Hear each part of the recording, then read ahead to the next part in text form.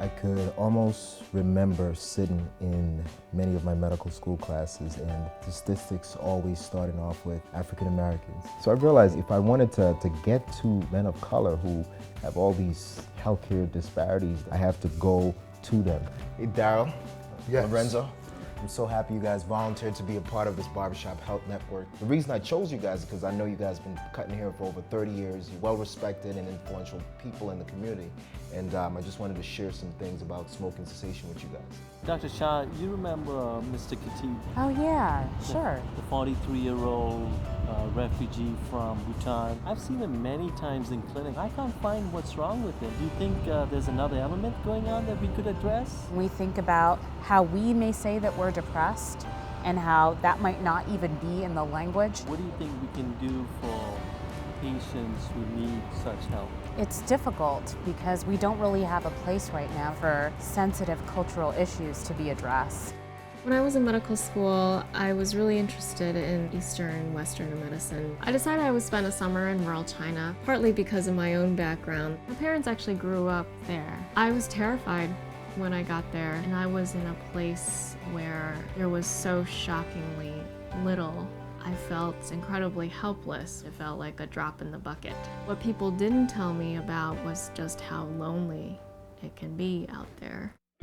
So Dr. McDonald, I actually did get the SMAHSA Fellowship for Minority Health. Excellent. Yeah, Excellent. I'm very excited about it. I've been running into a lot of internal medicine doctors. They've been telling me that they've been struggling with figuring out how to provide mental health care for some of their immigrant and refugee patients. I was thinking about a possibility of starting a cultural psych clinic. If you're willing to do this is a great opportunity. And I'm really looking forward to working on this with you. Oh, me too. This is going to be a great year. The SMAHSA Fellow brought everything full circle. I'm gonna finally be able to do things that I just didn't have the money to do. In college, when I worked as a barber, and the conversations that I had with my friends, people felt comfortable talking to me. That's what happens in barbershops. There's a certain level of community. That's really where this whole process began, to utilize the Barbershop Health Network.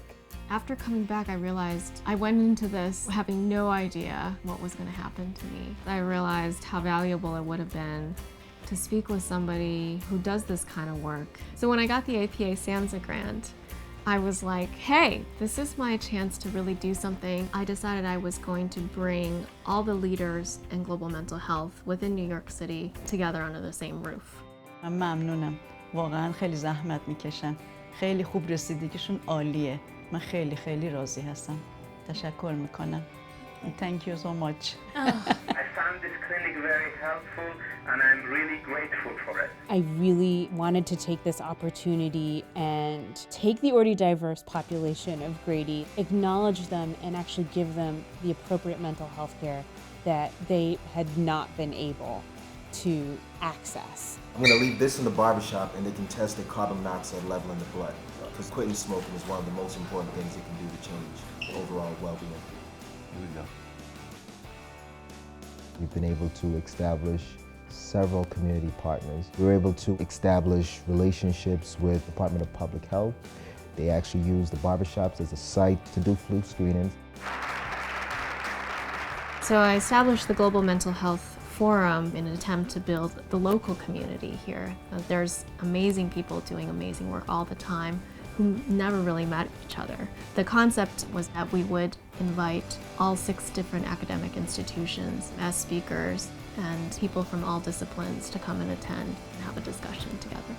I also understand the power of feeling like you're part of something, what a difference that makes. SMAHSA Minority Fellows are changing the way that psychiatry is practiced in the community, making sure that people receive quality, person-centered, culturally competent, and recovery-oriented care. The fellows engage in various projects, educational in nature, some community-based projects, some that are sustainable, and hence this program is truly a national treasure.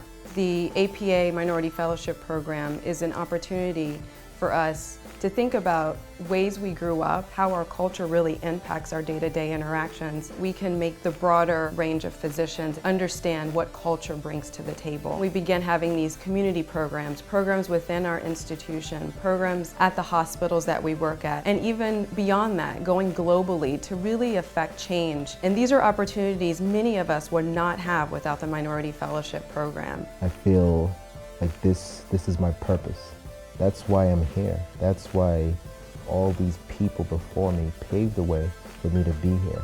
I feel really humbled that my patients come to my clinic.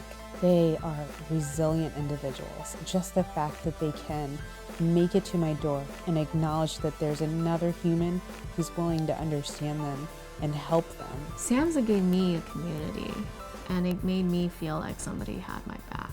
Somebody believed in me and could really make a difference.